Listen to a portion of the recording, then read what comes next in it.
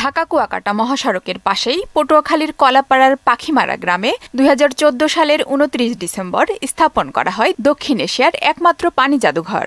নদীকেন্দ্রিক জ্ঞান অর্জনের জন্য দেশ বিদেশের নদীর পানির সংরক্ষণাগার হিসেবে এটি গুরুত্ব বহন করে। এই পানি জাদুঘর মানুষের নদীকেন্দ্রিক জ্ঞানের বিস্তার ঘটাচ্ছে বলে দাবি সংশ্লিষ্টদের।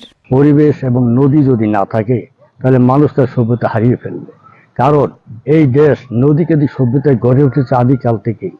তাই এই ভবিষ্যৎ প্রজন্মের কথা চিন্তা করি আমরা কিন্তু পানি জাদুঘরটা করছি। পানি জাদুঘর দিয়ে মানুষকে বোঝানোর জন্য প্রতিষ্ঠানটা করা, যাতে পানি জাদুঘরে আসা অনেকে আমরা বুঝতে পারি যে আসলে পানির গুরুত্ব এবং পানির কি চাহিদা।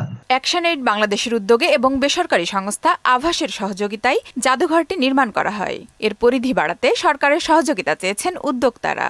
পরিবেশ রক্ষায় বনাঞ্চল, জীববৈচিত্র্য, নদী, খাল, বিল, জলাশয় রক্ষার কোনো বিকল্প নেই। জাদুঘরটি আসলে সারা বাংলাদেশে যে পানি, নদী এবং নদী সংক্রান্ত যত বিষয়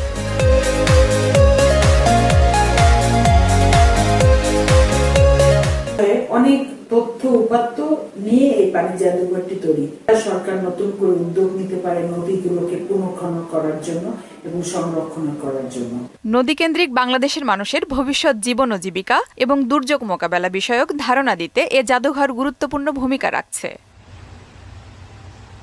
আফরিন পপি, মোহনা সংবাদ।